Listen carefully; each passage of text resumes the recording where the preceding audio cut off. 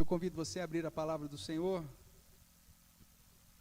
mais uma vez nesta noite, agora no livro do profeta Zacarias. Chegamos aí ao capítulo de número 7. Os capítulos que tratam da visão, das 8 visões que se passou. Lembrando que o objetivo de Zacarias é justamente chamar a atenção para aquilo que nós cantamos, aquilo que nós lemos durante todo o nosso culto hoje. Achegai-vos para mim, e eu me achegarei a vós, diz o Senhor. Tornai-vos para mim. Essa é a principal mensagem, é o foco, é o tema, né? E dentro dessa comunhão com Deus, nos conduzindo a essa esperança de que o Senhor, como o soberano de todas as coisas, é infalível na sua vontade e no cumprimento do seu querer. Eu convido você então a abrir lá, Zacarias capítulo 7, nós vamos ler do verso 1 até o verso 14. E nos diz assim, portanto, a palavra do nosso Deus. Zacarias 7. No 4º ano do rei Dario, veio a palavra do Senhor a Zacarias, no dia 4º do 9º mês, que é Quisleu. Quando de Betel foram enviados Sarezer, Regem-Meleque e seus homens para suplicarem o favor do Senhor. Perguntaram aos sacerdotes que estavam na casa do Senhor dos Exércitos e aos profetas: continuaremos nós a chorar com jejum no 5º mês, como temos feito por tantos anos? Então a palavra do Senhor dos Exércitos me veio a mim, dizendo: fala a todo o povo dessa terra e aos sacerdotes. Quando jejuastes e pranteastes, no 5º e no 7º mês, durante esses 70 anos, acaso foi para mim que jejuastes? Com efeito para mim? Quando comeis e bebeis, não é para vós mesmo que comeis e bebeis? Não ouvistes vós a palavra do Senhor, que pregou pelo ministério dos profetas que nos precederam, quando Jerusalém estava habitada e em paz com as suas cidades ao redor dela, e ao sul e a campina eram habitados? A palavra do Senhor veio a Zacarias dizendo: assim falará o Senhor dos Exércitos: executai juízo verdadeiro, mostrai bondade e misericórdia, cada um a seu irmão.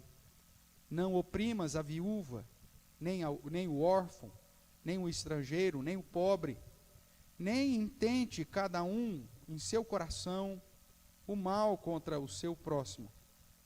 Eles, porém, não quiseram atender, e rebeldes me deram as costas, e ensurdeceram os ouvidos, para que não ouvissem. Sim, fizeram o seu coração duro como diamante, para que não ouvissem a lei, nem as palavras que o Senhor dos Exércitos enviara pelo seu Espírito, mediante os profetas que nos precederam. Daí veio a grande ira do Senhor dos Exércitos.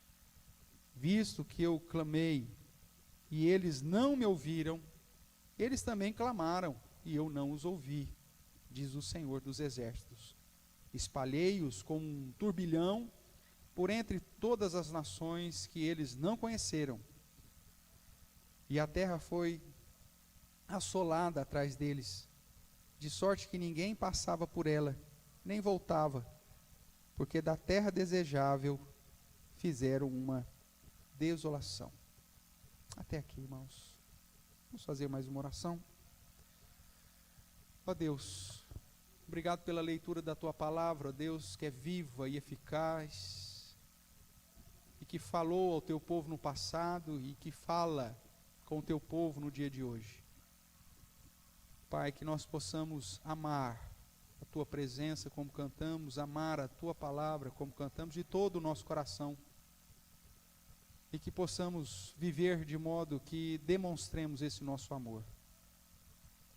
Que o Senhor tenha misericórdia de nós, perdoe os nossos pecados e desperte-nos para viver uma verdadeira e pura religião, como o Senhor mesmo descreve em Tua palavra.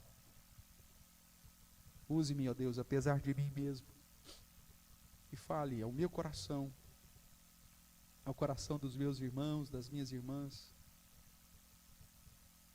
para o nosso próprio bem, para a honra e glória do teu santo nome.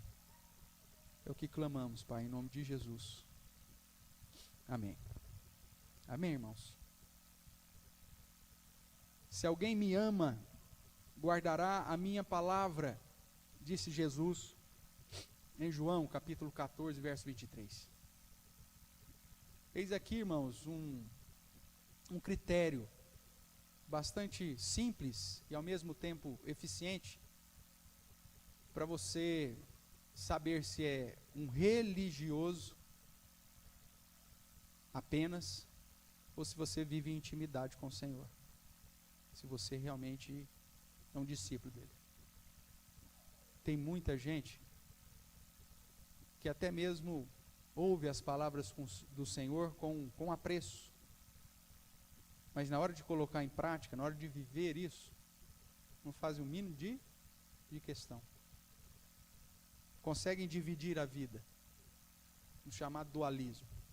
De domingo à noite, são santos, piedosos, cara de crente, parece que já está no céu, brilhando em glória. Mas de segunda a sábado, vive uma vida de perversidade, de impiedade, porque não guarda a palavra. Eis aqui então um critério. O mesmo critério que nós vimos lá em Miqueias. Você quer saber o que Deus quer de ti? Pratique a justiça, ame a misericórdia e ande humildemente com o Senhor teu Deus. Quer saber qual que é a verdadeira religião? Refreia a tua língua. Cuide da viúva, do órfão. E evite a contaminação do mundo. São critérios, irmãos, que a palavra de Deus nos apresente de uma maneira clara para que você possa identificar se você é apenas um fariseuzão, um religioso, ou se você é um crente, discípulo verdadeiro do Senhor. O que eu apresentarei para o Senhor, disse o início do texto de Miqueias que nosso irmão Adilson leu. Tem muita gente que inclusive se derrama no serviço ao Senhor, mas não faz para o Senhor, faz para si. Porque o dia que ele não tiver o reconhecimento de alguém da igreja, aí ele já fica embirradinho, sai nervoso, falando mal de todo mundo, reclamando, questionando, xingando. Porque ele não está aqui por Deus, ele está aqui por ele mesmo. Ele quer receber alguma glória humana, ele quer ter uma oportunidade, como se vê pelas igrejas por aí. Obrigado pela oportunidade. O negócio dele é só ter oportunidade, só se aparecer. Aí o dia que não se dá a oportunidade, ou então fecha a porta, pronto. Sai uma murmuração terrível. Isso é religiosidade. Muitas vezes nós colocamos, inclusive, peso sobre a nossa própria vida espiritual. Ritos, práticas, que Deus nem mesmo nos ordenou. O foco deveria estar na palavra revelada por Deus e não em nossas obras ou intenções, ou nas nossas boas intenções. O foco deveria estar na obediência e não na aparência. Porque tem gente que diante dos outros parece crente. Ontem nós estávamos em viagem, eu e o diácono Roberto, aí comentamos a respeito de uma situação onde a mulher falava a respeito de um dos líderes da igreja. Pastor, aqui na igreja esse homem é uma bênção.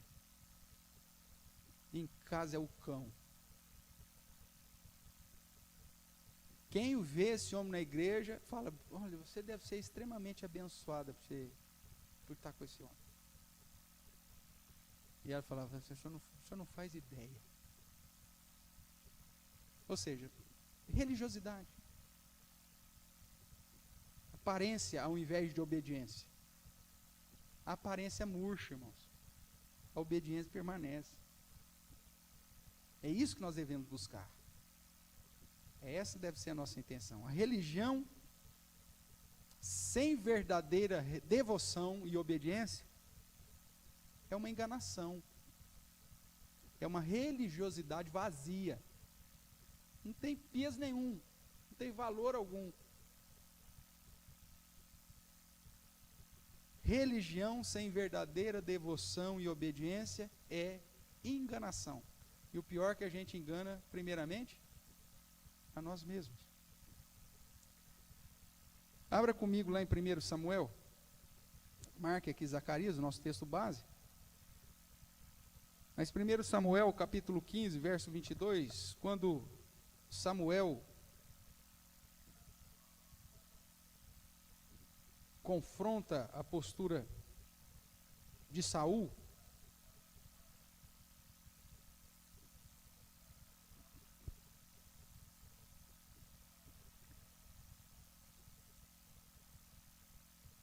ele vai dizer assim no verso 15, é lógico que eu vou focar só o versículo, não o contexto em si,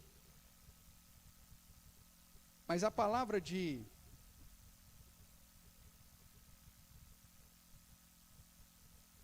Samuel é fantástico. 1 Samuel 15, 22 vai dizer assim, porém Samuel disse, tem porventura o Senhor tanto prazer em holocaustos e sacrifícios, quanto em que se obedeça a sua palavra? Eis que o quê? Obedecer é melhor do que sacrificar, e atender melhor do que a gordura de carneiros. Aqui os holocaustos, os sacrifícios é colocado no campo da religiosidade. Não adianta você cumprir todos os ritos, ou como lá em Miqueias, né, apresentar não sei quantos mil ofertas de carneiro, ou entregar o seu próprio filho em oferta pelo pecado da sua alma. Isso não tem valor. Mesmo numa situação extremada, isso não tem valor, porque o que Deus quer é obediência. Deus quer é que você atenda, ou como nós vimos no início, se você de fato ama Deus, guarde, observe, pratique a sua palavra. Esse é o foco, irmãos. Eis que obedecer é melhor do que sacrificar, e o atender melhor do que gorduras de carneiros. Voltando para Zacarias, nós vemos que no contexto o povo havia estabelecido alguns ritos para tentar ludibriar a Deus e talvez fazê-lo mudar de ideia. E quais foram esses ritos? Se você observar aí no verso de número 2, vem de Betel, alguém que foi enviado lá, o Sarazer, o Regem Meleque e os seus homens, e eles vieram suplicar ao Senhor, suplicar o favor do Senhor, e a pergunta que eles fazem aos sacerdotes, na casa aqui do Senhor já, porque já estamos no ano 4º do ano de Dario, já tinha passado 2 anos das visões noturnas, e a pergunta é essa, verso 3, continuaremos nós a chorar com jejum no 5º mês, como temos feito por tantos anos? A pergunta deles é, Senhor, nós estamos pranteando, chorando, lamentando, jejuando, todo 5º mês de cada ano. A gente deve continuar com isso? Porque agora nós já voltamos, já saímos do exílio, as coisas parecem que começaram a se acertar, a reconstrução do templo, as coisas estão andando. Então a gente precisa ainda de nos humilhar na tua presença todo 5º mês? Por tanto tempo, ou a gente já pode parar com isso? Já fizemos o suficiente? E depois, na resposta do Senhor, nós vamos ver que esses tantos anos que ele fala aqui são justamente 70 anos. E por que eles estavam jejuando no 5º mês? Sendo que, na verdade, Deus vai, inclusive, citar aqui não só o 5º mês, mas vai chamar a atenção para outros meses. Por que eles estavam jejuando no 5º mês? Porque foi no 5º mês que o templo foi destruído. Então, depois da destruição do templo, quando eles estavam no exílio, todo ano, no 5º mês, eles choravam, lamentavam e jejuavam porque o templo havia sido destruído. E eles fizeram isso por 70 anos. Deus retorna esse povo para Jerusalém e agora eles falam: Senhor, tá bom? Já foi suficiente? Está tranquilo? É isso, essa prática que eles estavam aqui questionando. Eles então estabeleceram práticas de jejum e lamentações por conta do exílio. Como eu disse, o mês 5º foi quando o templo havia sido destruído, segundo o registro lá de 2º livro dos Reis, capítulo 25, do verso 8 a 9, quando data a destruição do templo. Esse choro e jejum do verso 2 aqui, é apontado também no capítulo 8. Veja aí, o capítulo 8, verso 19. Veja só como era essa prática, era uma prática comum, né? O verso 19 do capítulo 8 vai nos dizer: assim diz o Senhor dos Exércitos, o jejum de que mês? Do 4º mês. E de que mês mais? Do 5º mês. E de que mês mais? Do 7º mês. E que mês mais? E do 10º. Serão para a casa de Judá regozijo, alegria e festividades solenes. Amais, pois, a verdade e a paz. Veja, esse povo ele tinha práticas de lamento e de jejuns constantes. O 4º mês, o 5º mês, o 7º mês, que era das leis cerimoniais, né, do período dos 10 dias de jejum, por conta do dia da expiação, que era a 6ª festa estabelecida por Deus, e depois do tabernáculo. Mas eles jejuavam no 4º, no 5º, no 7º, no 10º mês. Era uma prática comum. E a maioria dessas, Deus nem havia solicitado. Rituais, peso que eles haviam colocado sobre si, mas que não apontavam para a comunhão com Deus. Apontavam para uma religiosidade vazia.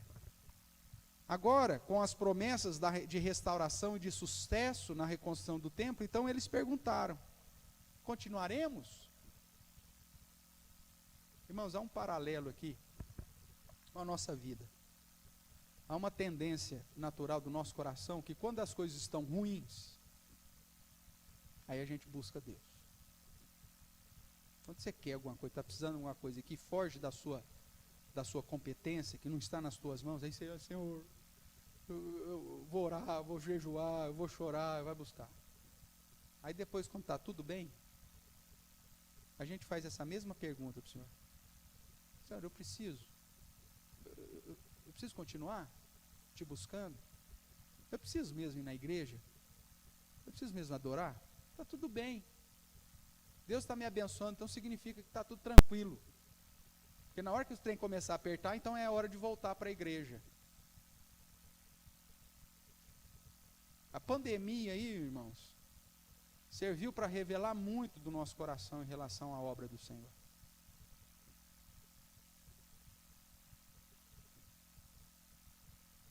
E ainda vai revelar muita coisa. Que ainda não acabou, né? Ainda estamos aí. Mas a ideia é que muitas pessoas só se achegam a Deus na hora que está a dificuldade. Melhora? Senhor, preciso continuar. Senhor, eu preciso continuar atuando no ministério que o Senhor me confiou. Senhor, eu preciso continuar no departamento. Eu preciso continuar trabalhando na casa do Senhor ou na causa do Senhor. Eu preciso continuar evangelizando. Eu preciso continuar vivendo uma vida cristã. Já não está bom? Já fiz isso por tantos anos. Essa era a pergunta, irmãos. Continuaremos? Já havia passado 2 anos desde as visões noturnas de Zacarias. E em resposta à pergunta dessa comissão enviada, né, o Sarezer e o Regem Meleque, junto com seus homens, foi uma comissão, Então, em resposta à pergunta da comissão enviada, nós vamos ter 4 respostas. 4 respostas, registradas do capítulo 7, verso 4, até o final do capítulo 8. Hoje nós vamos ver 2 respostas. E essas 4 respostas de Deus para essa pergunta, continuaremos, pois, jejuando no 5º mês? Ela é sempre iniciada com a expressão, a palavra do Senhor veio, ou veio a palavra do Senhor. Dá uma olhadinha aí comigo. Verso 4 do capítulo 7. Então a palavra do Senhor dos exércitos me veio a mim, dizendo. Essa é a primeira resposta. Segunda resposta, verso 8. A palavra do Senhor veio a Zacarias, dizendo. Essa é a segunda resposta. Capítulo 8, verso 1. Veio a mim a palavra do Senhor dos exércitos, dizendo. Terceira resposta. E depois lá no verso 18 do capítulo 8, a palavra do Senhor dos exércitos veio a mim, dizendo. 4 respostas para a indagação. Continuaremos? Esse é o foco.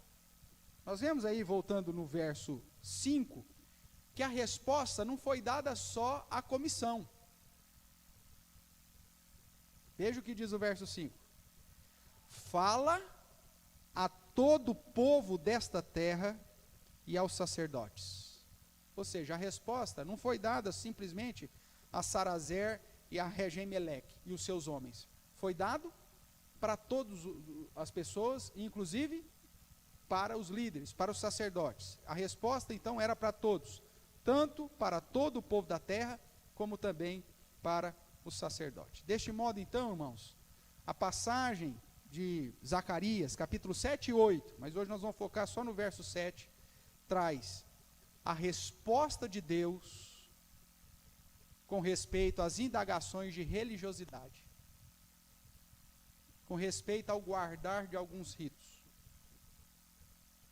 A resposta de Deus à pergunta: continuaremos a chorar com jejum no 5º mês, como temos feito todos esses anos?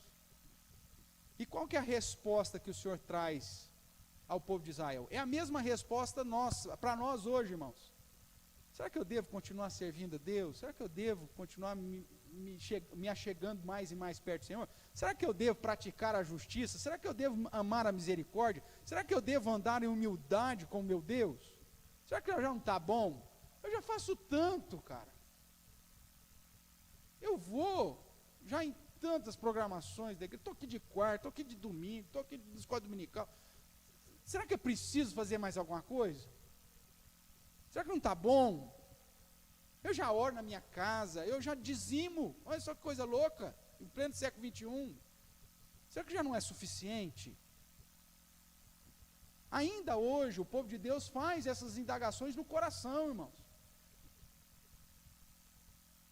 Porque se não fizesse essas indagações no coração, nós teríamos que chegar aqui e falar: gente, para um pouco, vocês estão fazendo muito. Como foi nos dias de Davi, ou nos dias de Moisés. Falou: gente, para de ofertar, porque ó, não sabemos mais aonde pôr dinheiro, hein? Para de servir, porque ó, nós não estamos tendo mais tempo, nós vamos ter que rodar turno aqui e fazer atividade da meia-noite às 6, porque tem tanta gente querendo trabalhar para o Senhor. Mas não é isso o problema. O problema é que a gente não tem. E as pessoas se dizem: ah, eu amo o Senhor. Eu amo a tua presença, Senhor. Será, de fato? A alegria do Senhor é a minha força. Será que de fato é isso? Porque esse era o contexto que o povo estava perguntando para Deus. Senhor, nós vamos ficar nos lamentando, chorando, jejuando, ou seja, nos consagrando ao Senhor? Ou já está bom?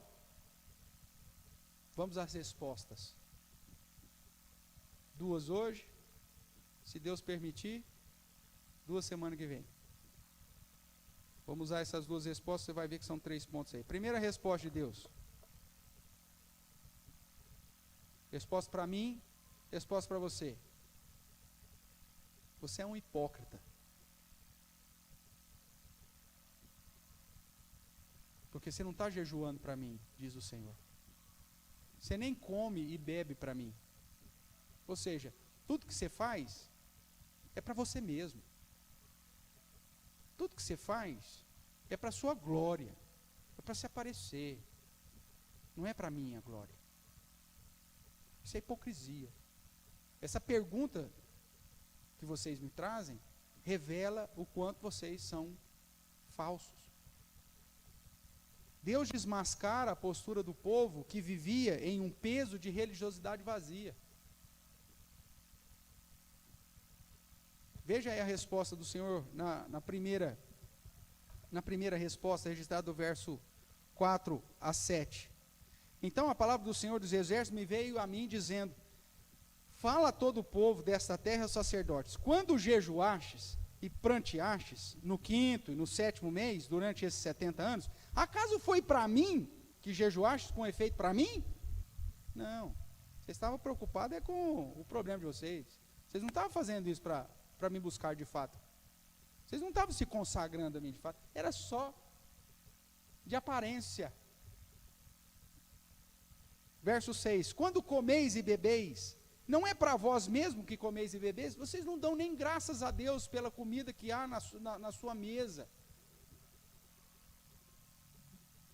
Você não dá graças, e você não faz tudo para a minha glória, como depois o apóstolo Paulo vai chamar a atenção, né?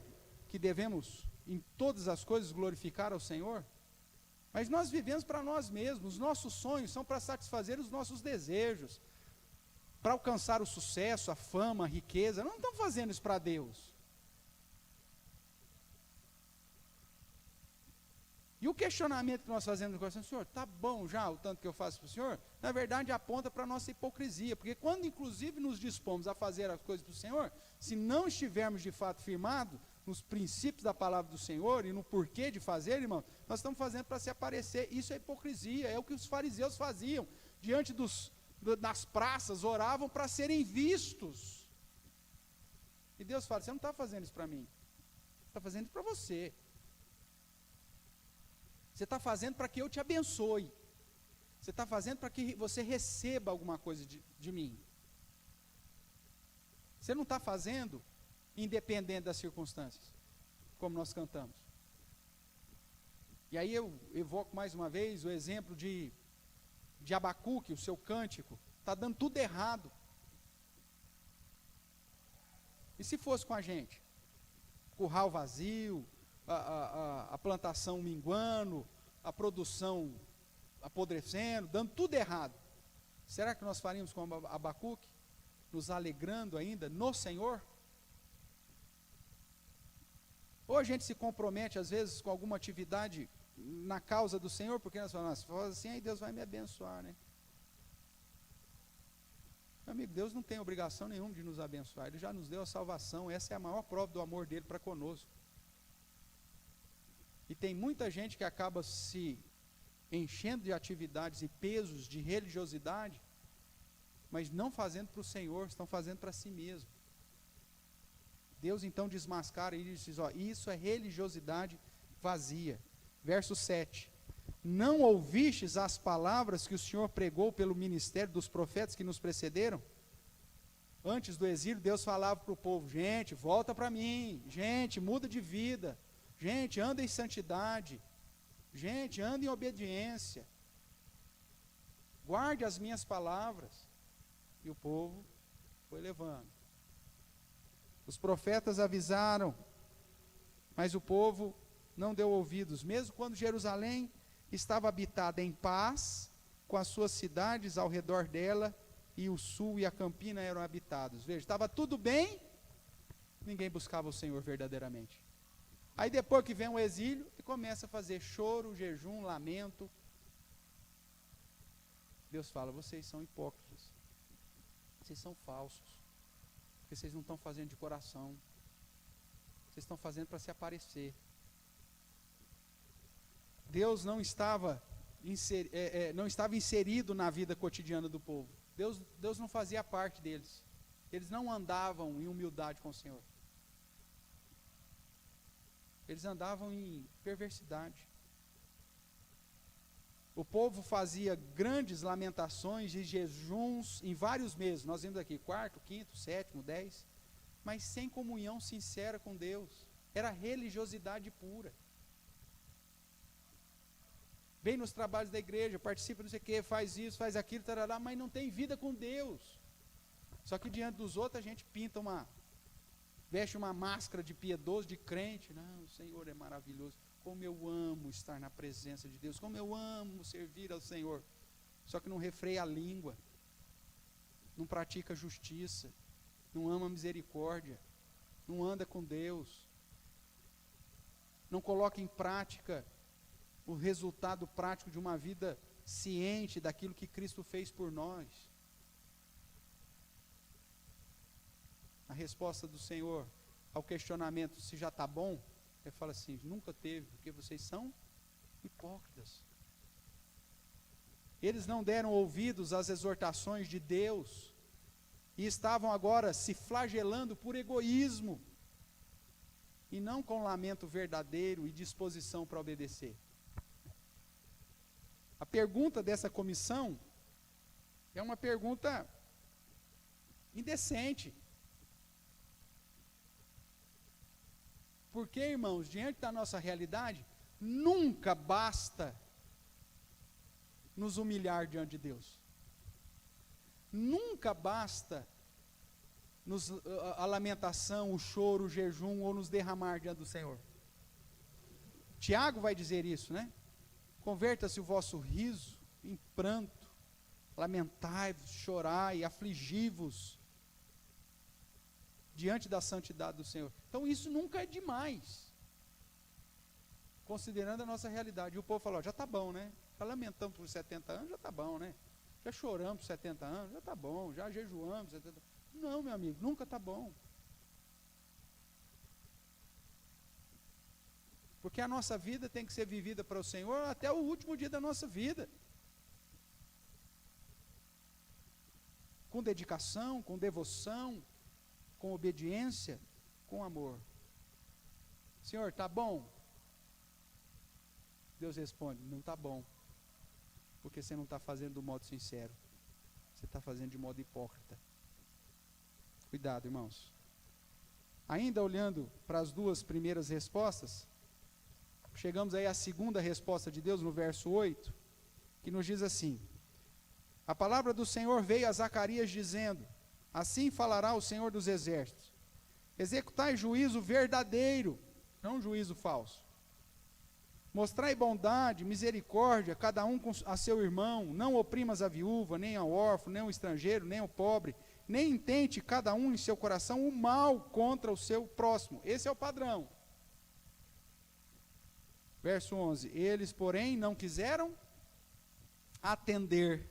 E, qual que é a expressão aí?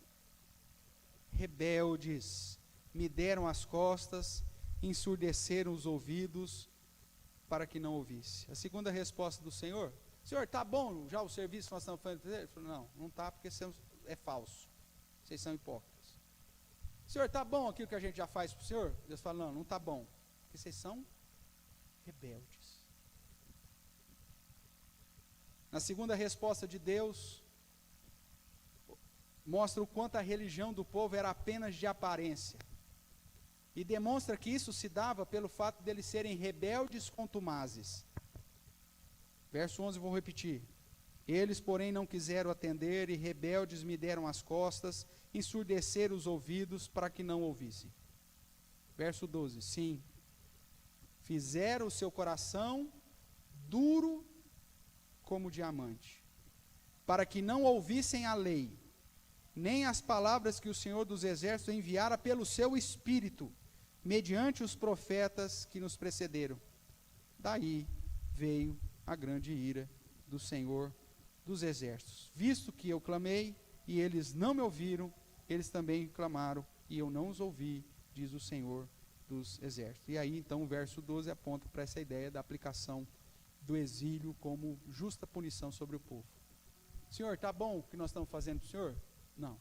Primeiro porque está falso, é hipócrita. Vocês estão procurando o egoísmo aí, vocês estão procurando glória para si. Senhor, está bom o que nós estamos fazendo para o Senhor? Não, não está. porque vocês ainda são rebeldes. Vocês não inclinam o coração verdadeiramente para a minha palavra.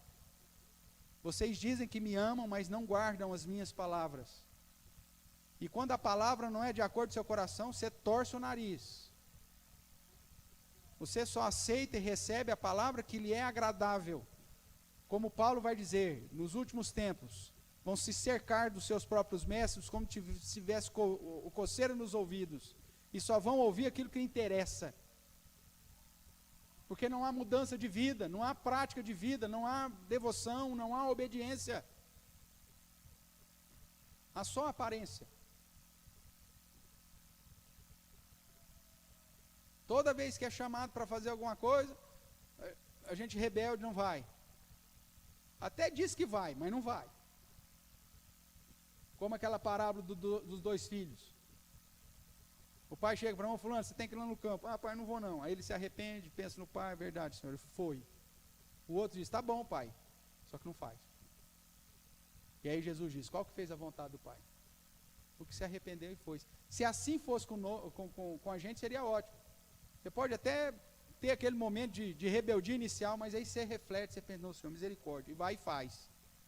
Agora o problema é que na nossa rebeldia a gente fala, aham, e não vai. Tá bom, Senhor? Não, não tá bom não. Eu quero um padrão melhor. Deus exige que a verdadeira religião seja expressada numa devoção íntegra e obediente. Isso fica claro quando ele diz que ele quer, verso 9, executar em um juízo. Qual que é o adjetivo que colocaram aí? Qualificando aí o juízo? Verdadeiro. Não é juízo de aparência ou fraudulento. Ou seja, ele quer uma justiça persistente, correta, verdadeira, associada, irmãos, com o que mais? Com bondade, misericórdia para com seu irmão, não oprimindo a viúva, nem o órfão, nem o estrangeiro, nem o pobre, nem intente cada um em seu coração o mal contra o seu próximo. Ou seja, Deus exige uma justiça persistente, associada com a lealdade, com a compaixão, com a fraternidade, com a bondade, com a misericórdia. Ou seja, Deus exige que você viva de um modo a glorificá-lo, num testemunho vivo, de prática de justiça, de amor da misericórdia e de andar humildemente com Ele.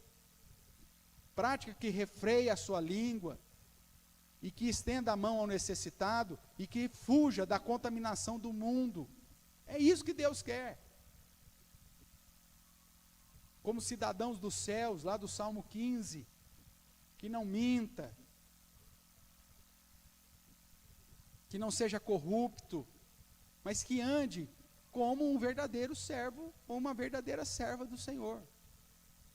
Só que ele diz, vocês são rebeldes. Eu falo isso, através do meu espírito, levanto a minha palavra, os profetas chamaram a sua atenção para vocês andarem assim, mas vocês resolveram me dar as costas.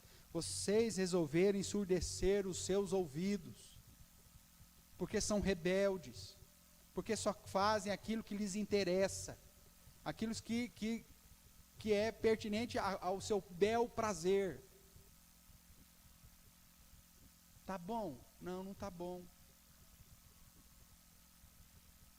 Porque hipocrisia não vale nada para o Senhor, rebeldia não vale nada para o Senhor. E ainda, focando essas duas respostas, irmão, nós chegamos num terceiro ponto aqui. O que Deus responde para eles? Senhor, tá bom, a gente já chorou, já lamentou o suficiente durante todos esses 70 anos? Ele falou, não. Primeiro, porque isso é hipócrita. Segundo, porque isso, vocês não praticam aquilo que devem praticar. E terceiro, porque vocês são culpados. Vocês só receberam o exílio porque não me deram ouvidos, porque me deram as costas, porque ensurdeceram os próprios ouvidos e andaram segundo o próprio coração. O verso 7 vai dizer assim: não ouvistes a vós a palavra que o Senhor pregou pelo ministério dos profetas que nos precederam, quando Jerusalém ainda estava habitada em paz, com as suas cidades ao redor, e o sul e a campina eram habitados. Ou seja, eles não agiram de forma correta. Comparando com o verso 12 e 14, nos é dito, olha, o coração ficou duro como diamante, para não ouvir a lei, nem a palavra que o Senhor enviara pelo seu Espírito, mediante os profetas que nos precederam. Verso 14, ou 13, visto que clamei, e eles não me ouviram, eles também clamaram, e eu não os ouvi, diz o Senhor dos Exércitos. Espalhei-os como um turbilhão por entre todas as nações que eles não conheceram, e a terra foi assolada atrás deles, de sorte que ninguém passava por ela, nem voltava, porque da terra desejável fiz uma desolação. Deus está falando, vocês foram culpados da própria tragédia do exílio. As situações ruins que nos acontecem é fruto da nossa própria culpa, irmãos. E da culpa por não vivermos uma vida na presença do Senhor como deveríamos. Uma vida de viver uma religiosidade hipócrita. Uma vida de viver uma pseudo-religião que é rebelde, porque a gente só faz aquilo que nos interessa. Então a resposta do Senhor, além de apontar para a hipocrisia, a rebeldia do povo, aponta para a culpa que esse povo trazia sobre si, porque não andava como Deus havia exortado e dedicado ou chamado a atenção. Vocês são culpados do exílio. Deus demonstra claramente que o exílio, o castigo e toda a maldição derramada sobre o povo judeu foi uma consequência justa. Eles são culpados.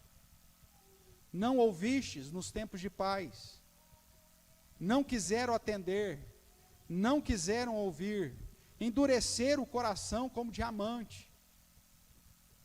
O que estava acontecendo, o que havia acontecido com eles, foi fruto da postura de dureza de coração, da própria culpa deles.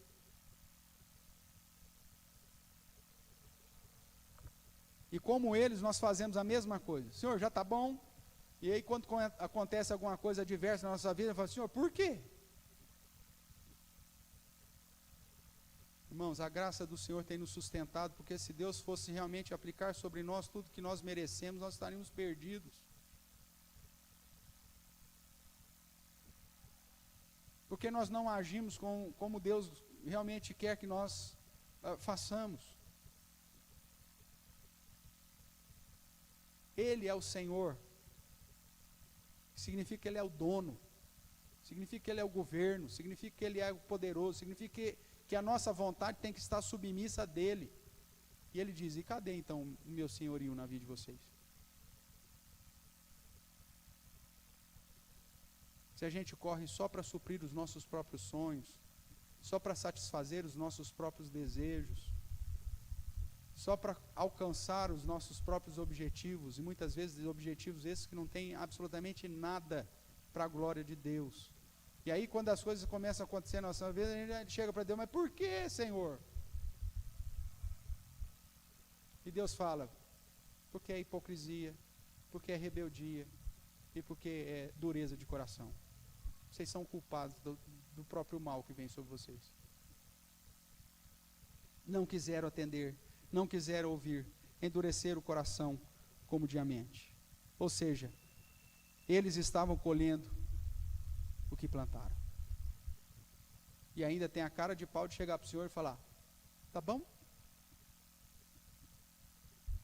Tá bem? O que eu faço já está suficiente? Concluindo, irmãos, a resposta de Deus ao questionamento sobre o jejum, que apontava para uma religiosidade vazia, aponta diretamente para a realidade do povo e também para a nossa realidade. Deus quer um coração contrito, derramado e devoto. Deus quer uma vida de justiça, de amor, obediência. Deus quer atitudes e práticas realizadas não por medo de recebermos algum castigo. Não práticas para barganhar com Deus. Já choramos e lamentamos por 70 anos. Ou para tentar ludibriá-lo. Mas Deus quer ações gratas, provenientes da verdadeira religião. Deus não quer envolvimento. Deus quer compromisso. Certamente você conhece a ilustração, né, que simboliza o que é envolvimento e o que é compromisso. Mas me permita relembrá-los. A ilustração que demonstra a diferença entre envolvimento e compromisso é a história da galinha e do porco. Diz que lá na fazenda a galinha chegou para o porco e propôs uma sociedade. E que eles iam abrir uma hamburgueria. A galinha daria o ovo. Isso é envolvimento. Enquanto o porco daria o bacon. Isso é compromisso. É dar a vida pelo negócio.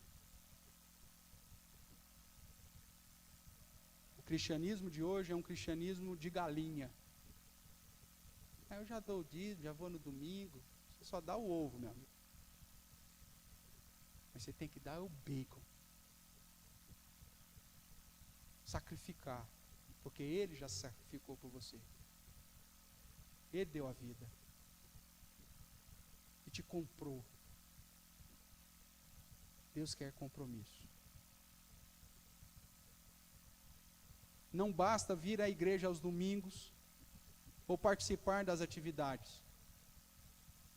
Como Jesus disse aos fariseus que davam o dízimo da hortelã, do endro e do cominho, mas negligenciavam a justiça, a misericórdia e a fé, conforme está registrado em Mateus 23, 23. Da mesma forma que Jesus ensina lá, Ele nos ensina que devemos cumprir os ritos ordenados, mas sem negligenciar uma prática de vida testemunhal, pautada na justiça, na misericórdia, na humildade.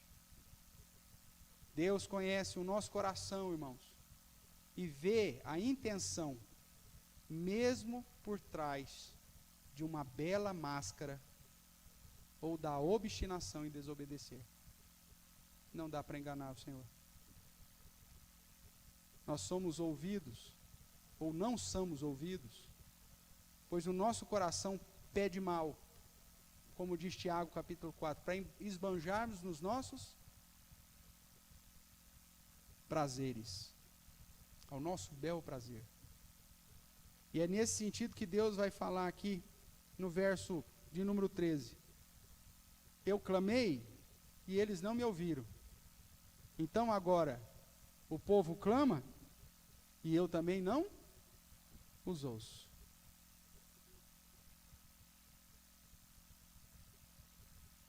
Não endureçais o vosso coração como em Massá e Meribá, quando ouvires da palavra do Senhor. Deus quer compromisso, irmãos, não envolvimento.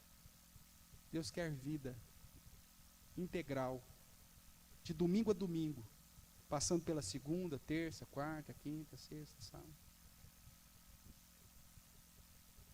Não uma religiosidade vazia. E eu quero terminar o sermão do jeito que eu comecei, citando João. Se amamos ao Senhor, nós guardamos a sua palavra.